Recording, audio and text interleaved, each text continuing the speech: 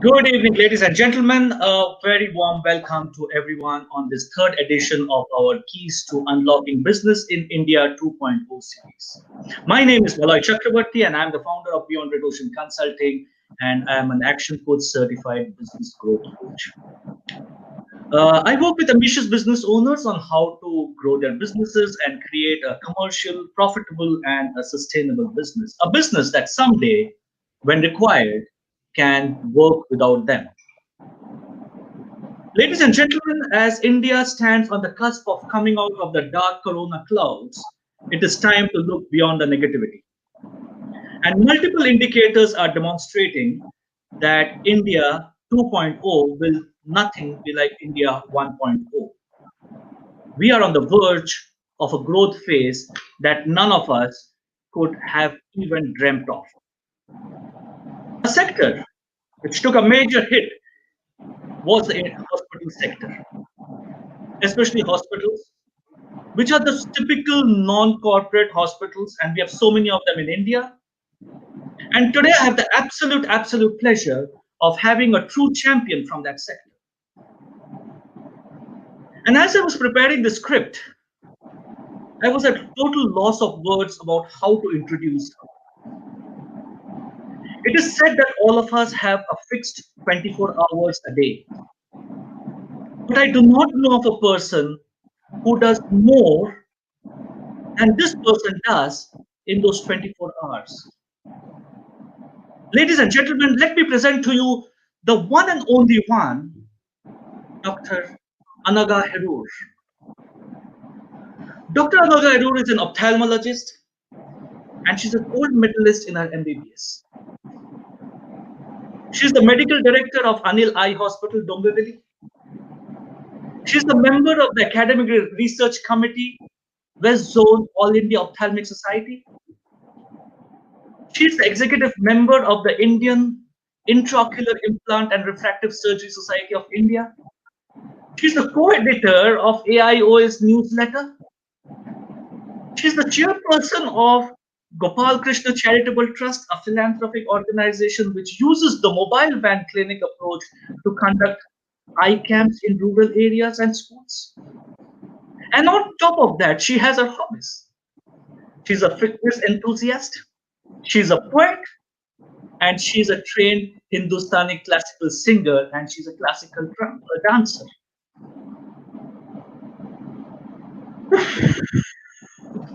Dr. Heroor, a very warm welcome to you, and it's such a privilege to share this virtual stage with you. And my first question to you, Doctor, is how do you manage to do all these in those 24 hours? Has the Almighty, by any chance, given you 48 hours in a day? Thank you so much, Mr. Malloy, for such a sweet and kind introduction. And thank you for having me here at the outset. As for your question, definitely I have those 24 hours only as everybody else. And it's just that I believe in doing what I love and love what I do. So when you do what you love, you find time for it. So basically, it all begins with starting early and working till late. So I begin my day very early and uh, I basically prioritize what I do. So each day I have a to do list, and that to do list basically is in the order of priority. So, what are the important things get done first? And then, definitely, when I know that there are so many things left to be done, I find time in between. I literally steal time. So one of the major things is multitasking. So maybe as I'm traveling, I finish all my calls. So whatever is possible to be done during while doing one thing, we try and finish the other work as well. And then try and delegate all those things which can be done by others and you can just supervise. But most importantly, I feel is when you're doing anything, it's basically basically need to chart out what you need to do. So time management becomes of utmost priority, so I can manage to fit in. And all these things, whether it's poetry or dance or fitness, is basically helps to keep my sanity. So that itself is inspiring and motivates me to do more. So you push your own limits, and then many times I burn the midnight oil. And work till late at night. So it basically it all those endorphin release helps you to work more. Wow, amazing. And do you actually sleep? I sometimes compromise on sleep, but make it up sometime. Make it up sometime. But the thrill of doing more is enough to get over it. Oh, absolutely. You're such an idol for a lot of youth in this country and globally. But moving away, doctor, from your personal life, right? Now I'm going to wear the business coach hat for a while. And I've been working with multiple businesses and business owners.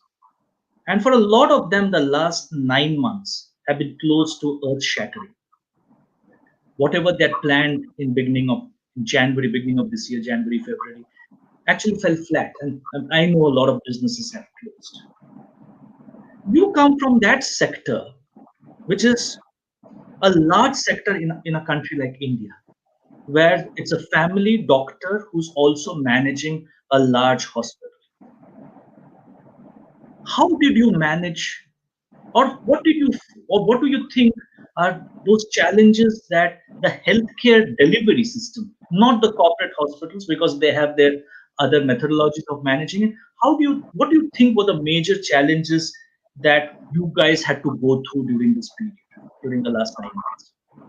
Yes, so this is an absolutely important question, and I would like to answer it in four parts. Okay, one is the doctor himself, second is what the organization faced, third is what the staff had to face, and fourth is the patients themselves. So when you come to the doctor himself, it is basically, that doctor actually takes it upon himself to face and the risk that he has to face when he's exposed to so many patients coming to him. So in all other sectors, like for example in the IT sector, there is a option of working from home, but for a doctor, even though we today have the option of teleophthalmology, but many times that doesn't work. So you have to have the face to face interaction with the patient, so that puts us at a greater risk. That was the first challenge.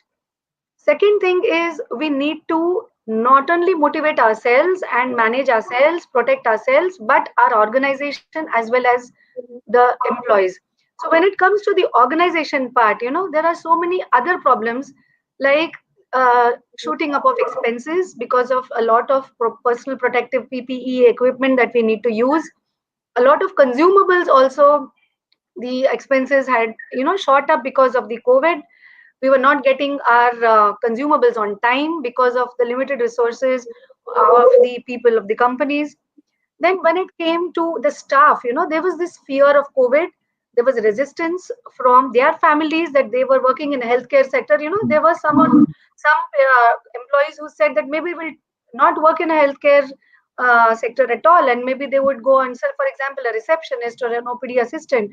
They could probably go and take a job in some other sector where the risk of exposure to the patients is less. And their own, you had to build confidence in them. So their fear of contracting COVID, they were not able to travel to the workplace because there was inavailability of public transport. And then most importantly, the patients, that fear of COVID was huge, is huge actually, to be precise. Even when we ask them to do the COVID testing before surgeries, they're not really ready to do these tests. So this puts us at a greater risk. More importantly, for us, as our expenses are spiraling, but the patients, because of their financial instability, expect and sometimes demand a concession in our packages. So while we are already had a price control, a capping, as you know, from Maharashtra government, we were not even taking the packages that we had pre-COVID. Here, our expenses were high, and we had to take the brunt. And still, we did never, increased our prices, and we had to have that humanitarian and the sensitivity to reach out to our patients and help them in these COVID times, which we did. So these were the various challenges that we had to face. So would it be wrong to say that during this period you were also thinking more like an entrepreneur and less like a doctor? Absolutely. Absolutely. Being a doctor was just one part of it. So we had to take our entire team along with you. See, just being a doctor and me having that vision or having the feeling of reaching out to the patients was not enough. You can't do it alone. So you had to carry your entire team through this, which was mm, so important mm, in order mm, to reach out to the patients and to give them what they wanted. mm. We had to, I think whoever worked as a doctor in this healthcare sector had to be an entrepreneur at this point of time. And isn't that a bane of the society that a lot of the doctors actually did not have to think like an entrepreneur pre-COVID? We always thought like a doctor because the Absolutely. things were things you had set up systems, right? It's not that things were happening automatically, but you had set up systems and they were working well. But now you have to manage the professional of being a medico as well as the entrepreneur and still ensure that your team is stays with you. Yes, and this was totally, this was a bolt from the, nowhere. It was so sudden that nobody was Mm, prepared for it. So mm, I think, the most important time was the lockdown. What you did in the lockdown actually defined how you came out of it. mm, absolutely. People who just took it as a holiday, the people who just, many times you feel that you have got a holiday, chalo, come on, you enjoy it. And not that you Right. shouldn't enjoy, but Mm, that was the most critical period according to me. mm, See, mm, and as doctors, not only all that I mentioned, but also there were so many doctors who had to do COVID duties. Like, for example, I did COVID duty, oh, even you though did? we were not physicians. Yes, even though we are not physicians, we are not respiratory doctors, but we did COVID duty by rotation.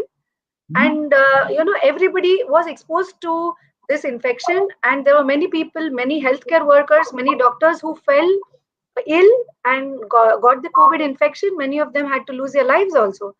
And right. most importantly, even if you came out of it, you had a 14-day quarantine period. So work was down, the work was shut. So there were so many other challenges which cannot be even imagined by the normal layman. Mm, mm. What you say is absolutely right because I remember when I was doing my first webinar in the month of April, and I had said that point that what you do in the next 8 to 12 weeks will determine how successful you're going to be in life or not. And especially like people like you and me who are entrepreneurs, we had that option of taking a cup of coffee and sitting in front of the television because there's nobody watching us, right?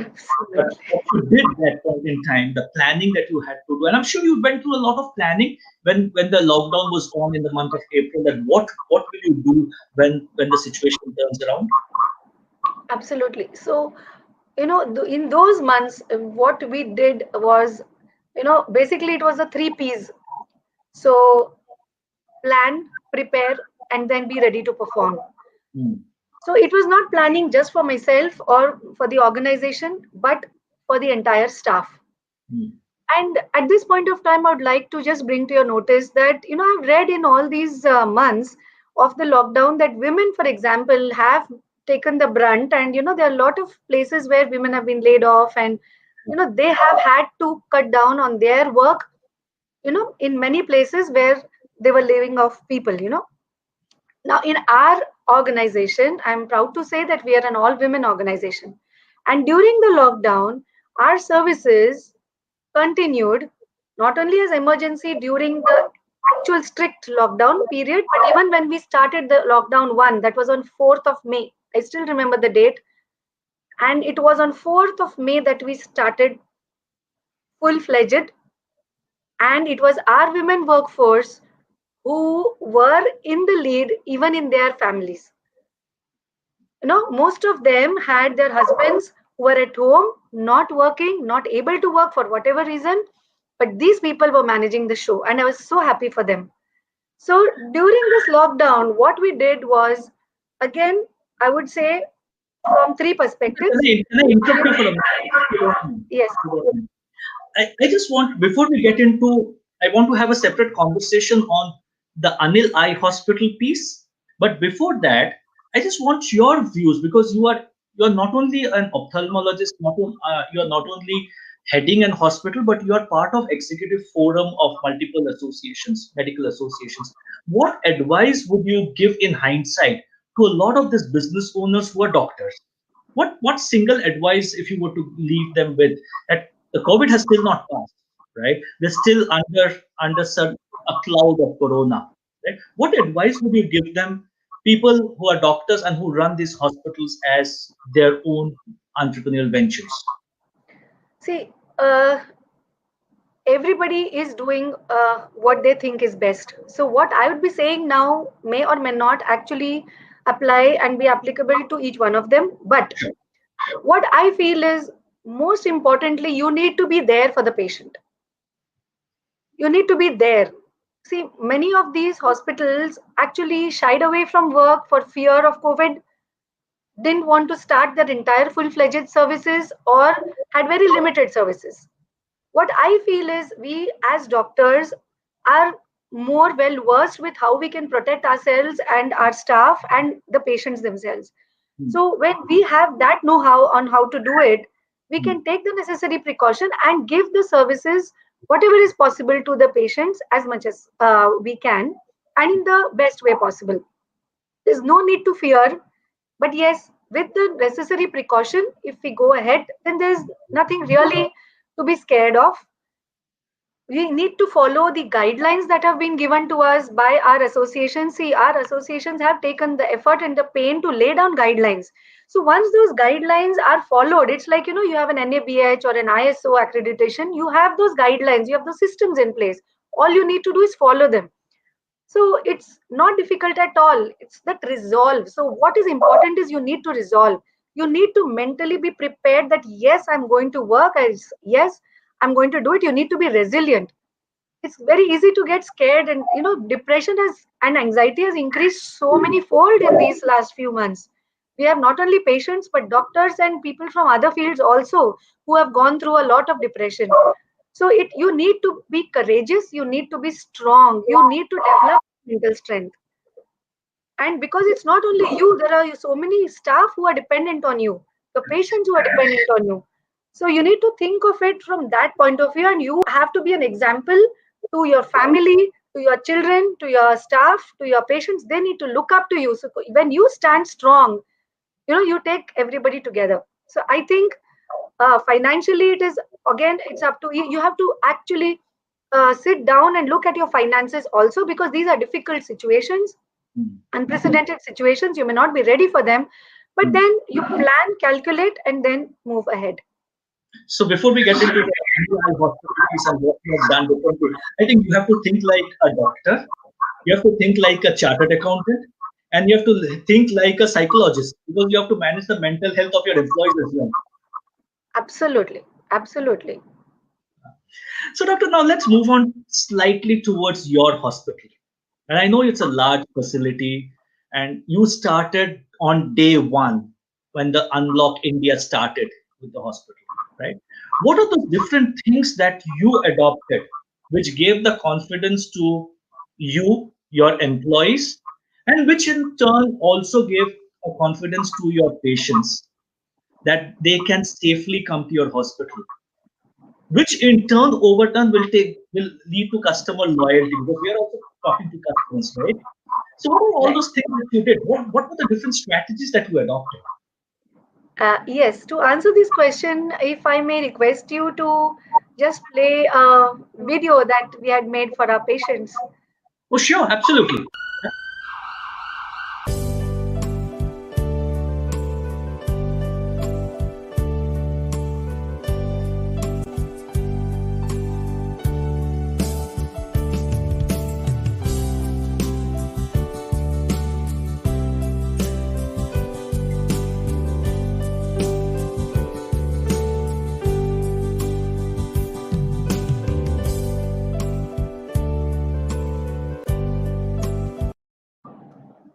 Wow, that's amazing. Thank you. Two things. Before you get into two things that struck me in that video. One is that even when you were consulting a patient, the distance that you had maintained, Yes. right? And second, what struck me were most of the employees seem to be women. Yes, yes. Absolutely right. As I said earlier, ours is an all women organization. So, and we are really proud of it. And this actually has been, running since 1972 when my mother-in-law, Dr. Anagha Heroor, set it up in 1972. So this video we had made to build confidence in our patients, and this was when we started the unlockdown.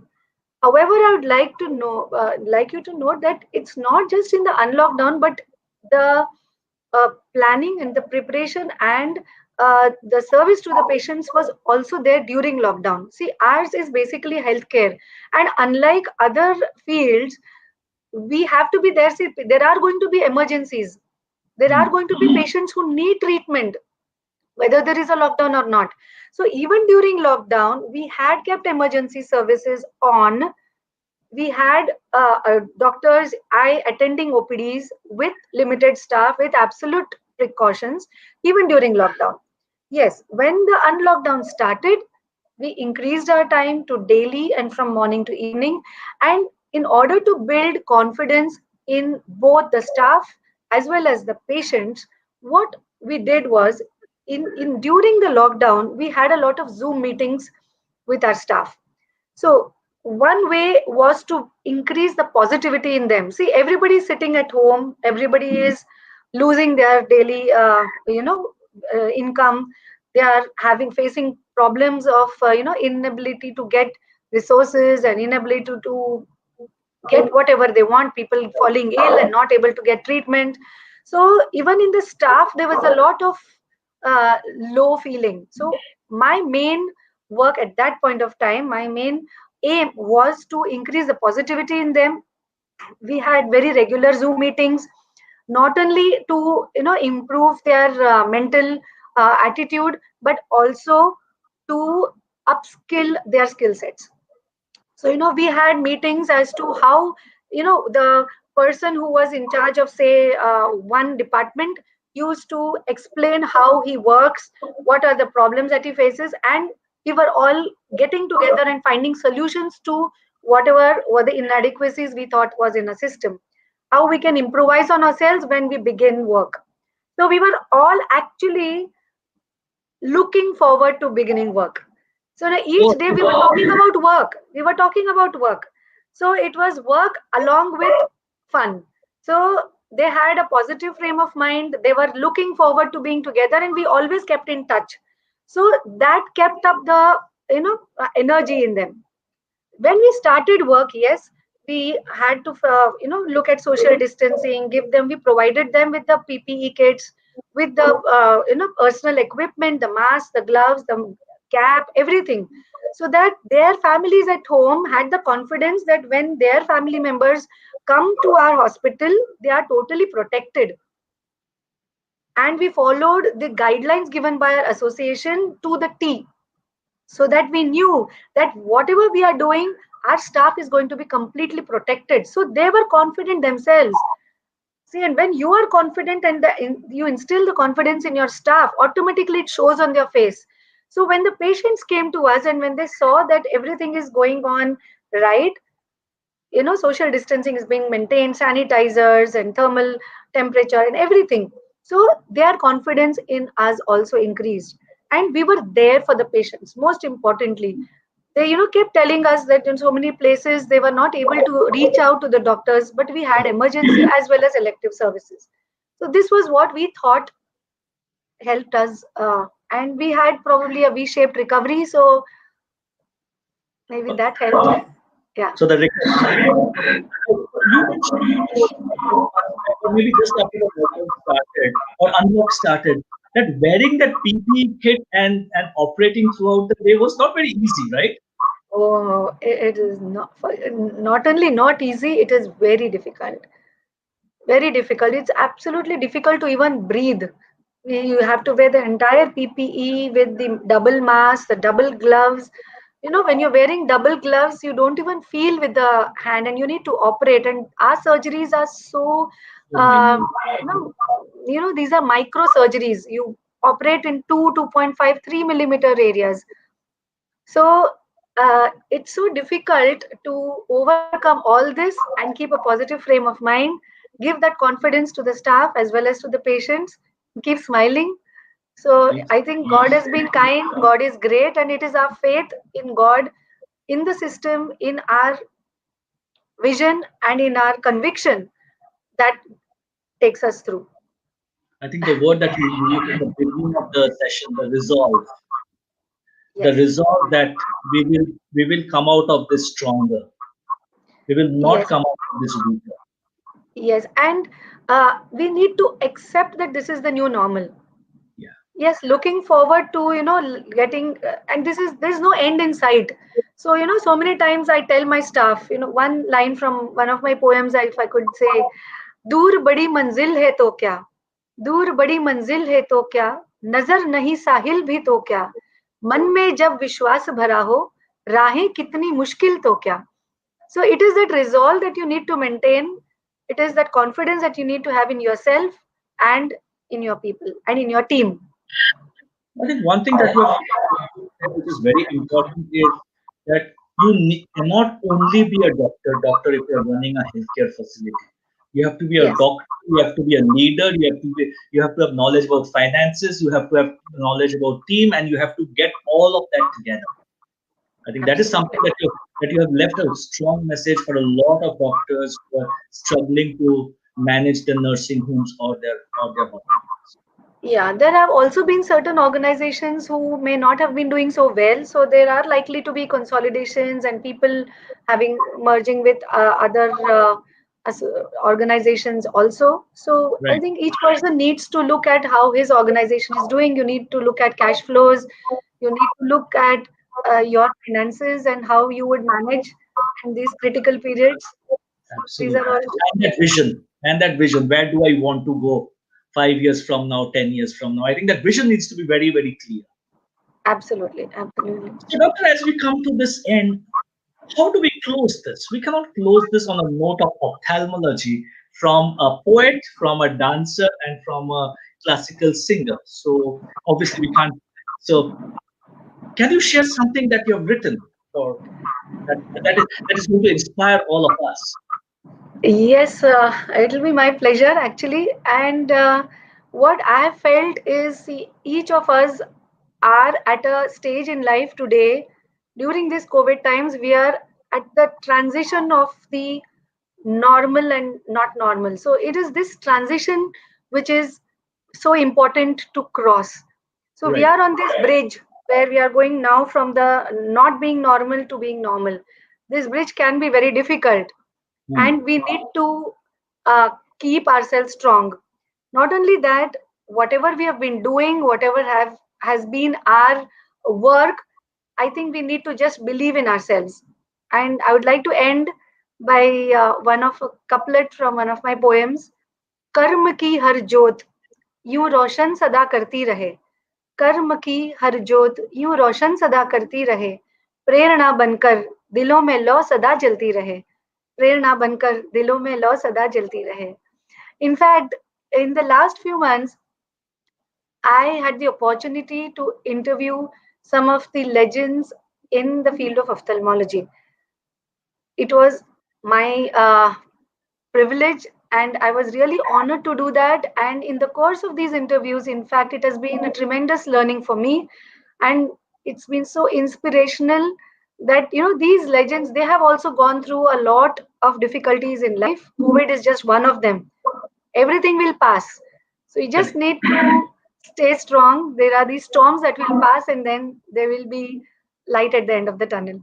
So Doctor, you mentioned that in the past couple of weeks you had the honor and the privilege of interviewing a few legends. But today I can proudly say on the 6th of November, I have interviewed one of the legends of ophthalmology who has taught us so many things, so many things of various facets of life. And this has been one of the interviews, Doctor, where we have not only spoken about business, we have spoken about humanity, we have spoken about the greater purpose of life, the need to be there for others.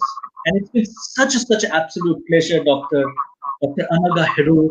He, I'm speechless, but I sincerely wish and pray that all your dreams and aspirations are fulfilled sooner than later, and you keep on inspiring not only us, but thousands and millions of people around the world with the work that you do.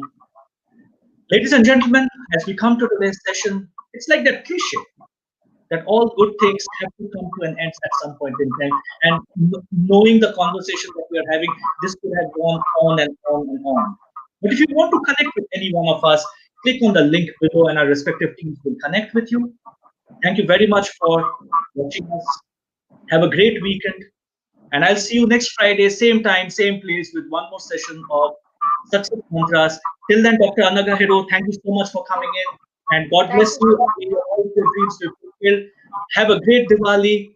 And we look much. forward to something exciting coming up from Dr. Anagha Heroor Staple very quickly in the future. Thank you so much. Thank you Good so evening. much. Thank you. Thank you so much. Good evening and a goodbye for now. Goodbye. Thank you.